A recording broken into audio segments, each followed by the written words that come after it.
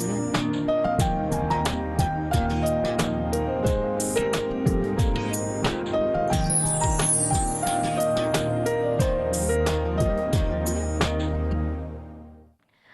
मी अमृता आकाश. Sweet home मध्ये आपलं स्वागत. स्वीट होम मध्ये आज आपल्या सोबत आहेत भारतीय वास्तुशास्त्रातील अत्यंत अनुभवी सन्माननीय महिला सौ मंजुश्री रविराज आहिरराव. मॅडम, कार्यक्रमात आपलं स्वागत करते. विषयाला आपण सुरुवात करणार आहोत त्या अगोदर आपण मॅडमची ओळख करून घेऊयात. मंजुश्री या वास्तू रविराजच्या फाउंडर तसंच MD आहेत. उच्च विद्या विभूषित BSc DMLT आणि ND निसर्गोपचारात त्यांनी शिक्षण घेतलंय. आंतरराष्ट्रीय कीर्तीप्राप्त रेकी आदिगुरु, लोलकशास्त्र, अंकशास्त्र तसंच स्फटिक, एंजल थेरपी अशा अनेक विद्या व या विषयातील तज्ज्ञ व अविरत शिक्षण देणाऱ्या व्यक्ती म्हणून त्यांची समाजात ओळख आहे. 25,000पेक्षा अधिक शिष्यांना रेकी दीक्षा व प्रशिक्षण त्यांनी दिलंय. माझे अनुभव नावाचं वास्तुशास्त्र संबंधातील प्रत्यक्ष अनुभवलेलं प्रसंग पुस्तक रूपानं मराठी आणि इंग्रजी भाषेत त्यांनी प्रसिद्ध केले. भाग 1 आणि 2 यातील एक भाग इंग्रजी भाषेत देखील उपलब्ध आहे. विविध क्षेत्रात अतुलनीय कामगिरी केल्याबद्दल त्यांना भास्कर 2007, भास्कर रत्न, वास्तू एक्सलेन्सी, कर्तृत्वशालिनी, वास्तुश्री, मनातील जाणीव, पॉवर वुमन 2018 यासारखे अनेक पुरस्कार प्राप्त झालेत. प्रत्येक व्यक्तीची स्वप्न शेवटी त्याच्या घराभोवती घिरट्या घालतात. त्याच घरकुलाचं वास्तुशास्त्राच्या आधारे परीक्षण करून आणि योग्य ती उपचार पद्धत अवलंबून लोकांच्या जीवनात वास्तुशास्त्र आणि आध्यात्मिक दृष्टिकोन याच्या संगमातून आनंद फुलवणाऱ्या मंजुश्री आहिरराव यांनी व्यवसायासोबत सामाजिक बांधिलकीची पूजा केली आहे आणि हजारो लोकांचं जीवन सुखी आणि समृद्ध बनवण्याचं शिवधनुष्य त्यांनी सहजपणे हातात घेतलंय. हे केवळ ईश्वराच्या आशीर्वादामुळे असं त्यांना वाटतं आणि म्हणूनच आज या दुर्गेचं नाव 7 समुद्रापलीकडे देखील गेले आणि हजारो कुटुंबांच्या जीवनामध्ये त्यांनी आनंद देखील पसरवलाय. तर आपण लिहिलेल्या माझे अनुभव या पुस्तकाबद्दल देखील आपल्याकडून जाणून घ्यायला आवडेल. गेल्या इतक्या वर्षांचा वास्तुशास्त्रातला तुमचा अनुभव आणि पुस्तकरूपी खरं तर अनेक लोकांसाठी तुम्ही ते समोर आणलेला आहे. तर या पुस्तकाचा तुमचा अनुभव नेमका कसा? कसं आहे ना की गेल्या 24 वर्षापासून आम्ही वास्तुशास्त्र या क्षेत्रामध्ये काम करत आहोत आणि आजपर्यंत हजारो घरांना व्हिजिट करून त्यांचे प्रॉब्लेम सॉल्व देखील केलेत. त्याच्यातल्या काही केसेस तर इतक्या म्हणजे विचित्र पद्धतीच्या होत्या की तिथे काम करताना पण आम्हाला खूप वेगळ्या प्रकारचे अनुभव आले. त्याच्यातला आता अमृता तू अनुभव मला विचारला म्हणून सांगते की इतके अनुभव आहेत माझे आणि त्याच्यावर मी पुस्तक देखील लिहिलेले आहेत. तर त्यातला एक अनुभव मला आत्ताच आठवतो कारण एक जुना माझा अनुभव त्याच्या सिमिलर अनुभव मला आत्ता एक काही 3-4 दिवसांपूर्वीच आला. ते एक घर होतं. घर तसं मोठं होतं पण अतिशय जुनं असं घर आणि अनेक वर्षांपासून ते घरातले लोक तिथे राहत होते आणि खूप जुनं घर, खूप जुन्या वस्तूंनी घर अगदी खचाखच भरलेलं होतं. आणि त्या घरामधले विशेषता अशी होती की ते 3-4 भाऊ होते, 2 बहिणी होत्या. त्यात इतक्या भावंडांमध्ये फक्त 2 नंबरच्या भावाचं लग्न झालं होतं, बाकी कुणाचंही लग्न झालं नाही. एका बहिणीचं लग्न झालं होतं, ती पण डिवोर्स घेऊन घरामध्ये आली होती. त्यामुळे सगळेजण घरात आणि लग्न त्यांचे अजिबात होण्याचे काही चान्सेस दिसत नव्हते. त्याच्यामध्ये प्रत्येक वेळेस प्रॉब्लेम येत होता. आर्थिक बाबतीमध्ये त्यांना प्रॉब्लेम येत होता. कुठेतरी त्यांनी भाड्याने त्यांचे जुने काही घरं वगैरे दिले होते, त्याच्या रेंटवरच त्यांचं चालू होतं. आणि विशेष म्हणजे त्यांची जी सगळ्यात लहान मुलगी होती तिचा बाबतीतला अनुभव तो अगदी म्हणजे टॉलरेट करण्यासारखाच नाही आहे, म्हणजे इतका इनटॉलरेबल होता. वयाच्या 17व्या-18 वर्षापासून त्यांच्या त्या मुलीवर एक मानसिक परिणाम झाला होता आणि आता जवळजवळ ही जी मुलगी आहे ही आता 40च्या आसपास आली होती आणि ती त्या संपूर्ण घराच्या एका नैऋत्य दिशेच्या रूममध्येच नेहमी असायची आणि तिच्यावर असा परिणाम झाला होता की ती कोणाशी बोलायची नाही, त्या रूमच्या बाहेर देखील यायची नाही. तिला फाटके कपडे आवडायचे घालायला. तिला किती नवीन कपडे घालून दिले तरी ते कपडे ती फाडून टाकायची. दिवसभर घरामध्ये त्या रूममध्ये फक्त लोळत पडलेली असायची. रात्री 12 नंतर ती चित्रविचित्र आवाज काढायची आणि ती रात्री 2 वाजता जेवण करायची. तिचं ताट रूममध्ये दिलेलं असायचं आणि विशेषतः जेवताना ते सगळं ताटातले पदार्थ जमिनीवर ओतून घ्यायचे आणि जमिनीवरूनच जेवायचं. अशा पद्धतीचा तो तिचा दिनक्रम चालू होता आणि वर्षानुवर्ष ती त्याच अवस्थेमध्ये होती. अंघोळ नाही, स्वच्छता नाही, काही नाही. आणि ज्या रूममध्ये ती होती ती एक तर नैऋत्य दिशा होती. नैऋत्य दिशामध्ये घरातल्या कर्त्या स्वामीने झोपणं खूप महत्त्वाचं असतं, पण तिथे अशी ही मानसिक दृष्टीने ग्रस्त झालेली मुलगी वर्षानुवर्ष तिथे ती जागा अडवून बसली होती आणि त्या रूममध्ये इतकं जुनं सामान होतं, पिढ्यानपिढ्या चालत आलेलं सगळं सामान, त्या संपूर्ण घराला कधी रंग न दिलेला अतिशय उग्र दर्प त्या घरामध्ये येत होता.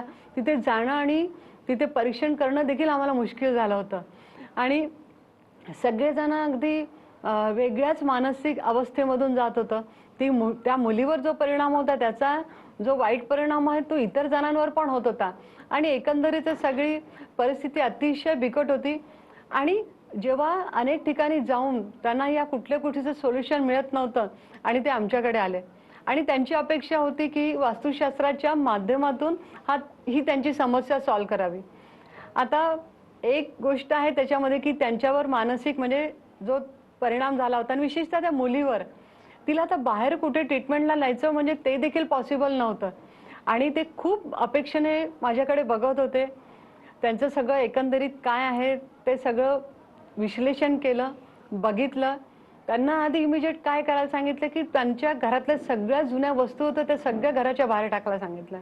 त्यांना म्हटलं मला एकही वस्तू इथे नको आहेत. तुमचं घर अगदी 30% म्हणजे 70% सामान गेलं आणि 30% सामान राहिलं तरी देखील चालणार आहे. अक्षरशः ते सामान तुम्ही फेकून द्या. त्याच्यानंतर त्यांचं देवघर होतं आग्नेय दिशेला आणि किचन नॉर्थ ईस्ट दिशेला.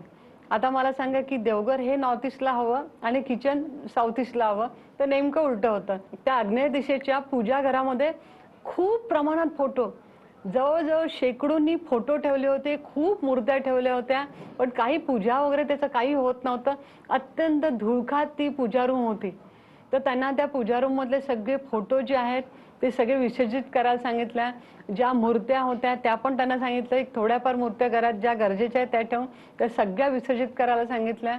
त्यानंतर सगळ्यात महत्त्वाचं म्हणजे त्यांचं देवघर आहे ते ईशान्य दिशेमध्ये त्यांना घेऊन जायला सांगितलं. किचन त्यांचं बऱ्यापैकी मोठं होतं, त्यामुळे एका कोपऱ्यामध्ये त्यांचं देवघर तिथे येत होतं. तिथे त्यांना ते स्थापित करायला सांगितलं. नंतर त्यांना सांगितलं की पुढे कालांतराने तुम्हाला किचन पण तिकडे आग्नेय दिशेमध्ये घेऊन जायचं आहे.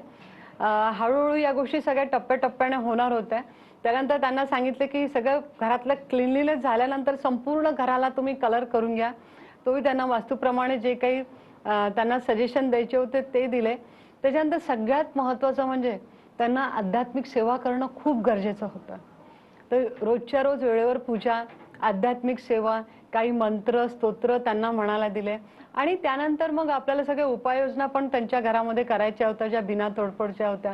त्या अशा पद्धतीने सगळा त्यांचा अभ्यास करून त्यांना मार्गदर्शन केले आणि त्याप्रमाणे सगळे रूल फॉलो करायला सांगितले आणि हळूहळू त्यांनी त्या सगळ्या गोष्टी केल्या आणि साधारण एक 10-11 महिन्यानंतर संपूर्ण परिस्थिती त्यांच्या घरातली पालटली. त्यांच्या 2 मुलांचे लग्न पण झाले आणि ही जी मुलगी होती धाकटी याच्यावर खूप मानसिक परिणाम झाला होता, ती पण हळूहळू तिच्यामध्ये पण फरक पडत गेला. तर ही मी एक केस तुम्हाला सांगितली, अशा हजारो केसेस माझ्याकडे आहे. आणि कसं आहे ना की वास्तुशास्त्राच्या माध्यमातून अशाही परिस्थितीत आपण त्या व्यक्तींना कसं बाहेर काढू शकतो हे लोकांना कळावं. आणि विशेष म्हणजे ना मी सांगितलं ना की हजारो स्टुडंट आहेत आणि ते पण वास्तू कन्सल्टन्सी करतात. तर अशी जर कुठली केस आली, याहीपेक्षा आणखीन भयानक अशा स्वरूपाच्या पण केसेस येतात आणि त्या पण मी त्या बुकमध्ये सगळे लिहून काढलेले आहेत.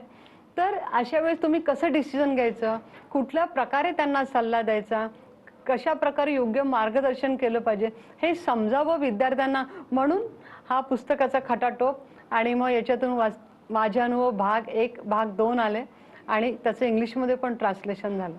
तर आता जसं तुम्ही सांगितलं की हा तर एक अनुभव झाला, मात्र असे तुमच्याकडे हजारो अनुभव आहेत जे तुम्ही प्रेक्षकांसोबत देखील शेअर करतायत आणि तुमचे अनुभव सांगतायत. आणि मला वाटतं तुमचा हाच अनुभव ऐकून कार्यक्रमात आपल्याला फोन यायला देखील सुरुवात झालेली आहे. नागपूरहून आपल्याला पहिला फोन आलेला आहे तुकाराम जगताप यांचा.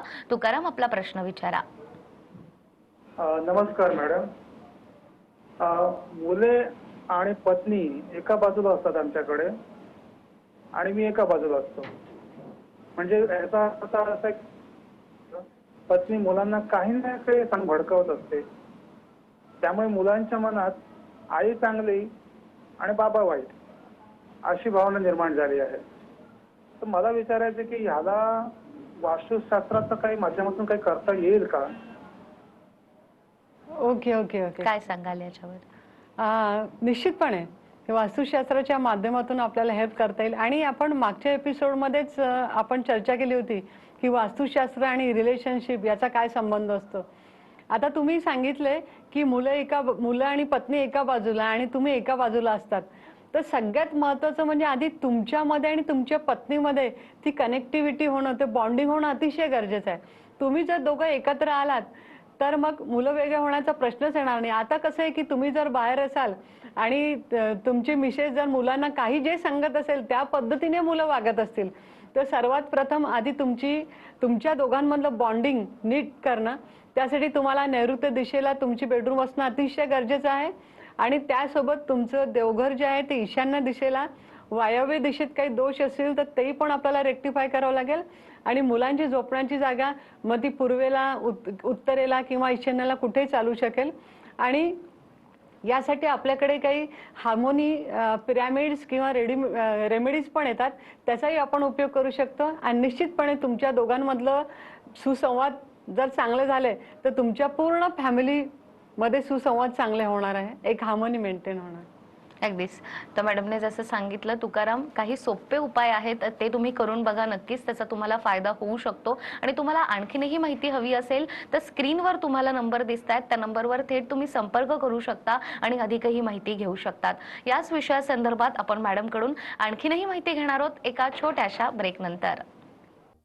ब्रेकनंतर पुन्हा एकदा स्वीट होम मध्ये आपलं स्वागत. स्वीट होम मध्ये आज आपल्यासोबत आहेत आंतरराष्ट्रीय कीर्तीच्या वास्तुतज्ञ मंजुश्री रविराज आहिरराव. पुन्हा एकदा कार्यक्रमात आपलं स्वागत करते. ब्रेकवर जाण्यापूर्वी जसं तुम्ही तुमचे अनुभव सांगितलेत आणि अनेकदा आपल्याला प्रश्न पडतो की आम्ही ज्या घरात राहतोय तिथे आम्हाला चांगले अनुभव येत नाहीये किंवा ठरलेली कामं पूर्ण होत नाहीये. तर वास्तुशास्त्रातले बदल तर तुम्ही सांगतच असतात, मात्र वास्तुशास्त्र आणि विज्ञान याचा देखील किती संबंध येतो? निश्चितच वास्तुशास्त्र हे विज्ञानावर आधारित आहेत. विज्ञान आणि अध्यात्म याची सांगड म्हणजे वास्तुशास्त्र.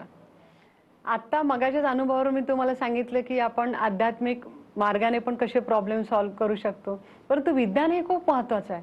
एक तर आपल्या घराची रचना कशी आहे, आपल्या घरामध्ये दरवाजे किती आहेत, खिडक्या किती आहेत, कुठल्या दिशेमधून कुठल्या डिग्रीमध्ये सनलाईट येतो, आणि कसं आहे ना की या सनलाईटमध्ये इन्फ्रा रेज असतात आणि अल्ट्राव्हायोलेट रेज असतात.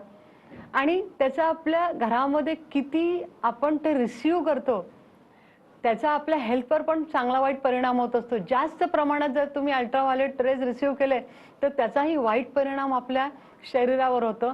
आणि हे सायन्स याच्यामध्ये आहे. याच्या व्यतिरिक्त आपलं जे घर आहे, घराच्या खालून जमिनीच्या आतून आपण काय व्हायब्रेशन्स रिसीव्ह करतो.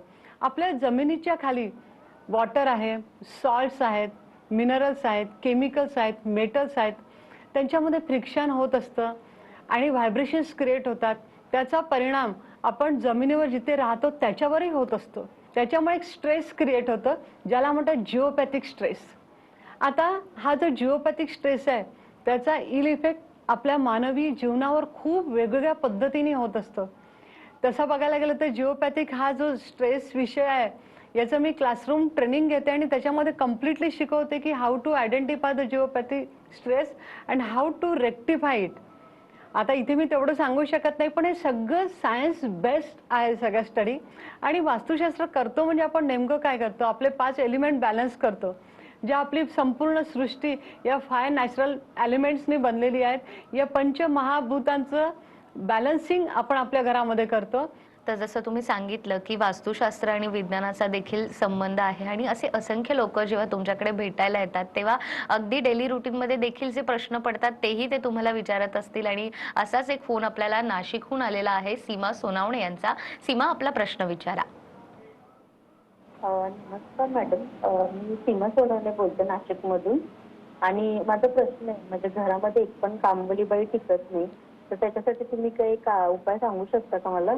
मला असं वाटतं हा सीमाताई यांनाच नाही तर अनेक महिलांना पडलेला प्रश्न आहे. बरोबर काय आहे. सांगाल? आणि हा खूप महत्त्वाचा प्रश्न आहे. कुठल्याही म्हणजे जी स्त्री असते तिला जी कामवाली बाई आहे ना ती अतिशय महत्त्वाची आहे. एक दिवस थोडा बाकीच्यांना उशीर झाला ना तर चालतो, पण कामवाली बाई वेळेत येते की नाही याच्याकडे तिचं नेहमी लक्ष असतं. आणि सोनावणे ताई, तुम्ही जो विचारला प्रश्न त्याचा निश्चित संबंध आहे. संबंध म्हणजे कसं आहे की ती जी कामवाली बाई आहे ती घरामध्ये कुठल्या दिशेमध्ये काम करते याचा फार मोठा संबंध येतो वास्तुशास्त्राची. जर समजा ती कामवाली बाई जर तुमच्याकडे कुकिंग करत असेल आणि ती साऊथ वेस्टला तुमचं किचन असेल आणि त्या दिशेमध्ये जर ती काम करत असेल तर ती खूप ॲरोगंट राहणार. तिला जसं वाटेल तसंच त्याच पद्धतीने ती काम करणार. आणि आणखीन एक आहे, जर नॉर्थ वेस्ट वायव्य दिशेमध्ये जर तुमचं किचन असेल तर आता तुम्ही विचारल्याप्रमाणे ती बाई तुमच्याकडे टिकतच नाही. सतत ते कामवाली बाई चेंज होत राहते आणि तुम्हाला त्याचा प्रॉब्लेम येतो. ते जर ती ईशान्य उत्तर पूर्व दिशेला जर काम करत असेल समजा ती कामवाली बाई, तर निश्चितपणे ती शांततेने काम करते. त्यामुळे आधी तुमचं किचन आहे ते नीट व्यवस्थित करा. ऑटोमॅटिकली तुमच्याकडे कामवाली बाई राहील आणि त्यासाठी आमच्याकडे डेफिनेटली सोल्युशन्स आहेत.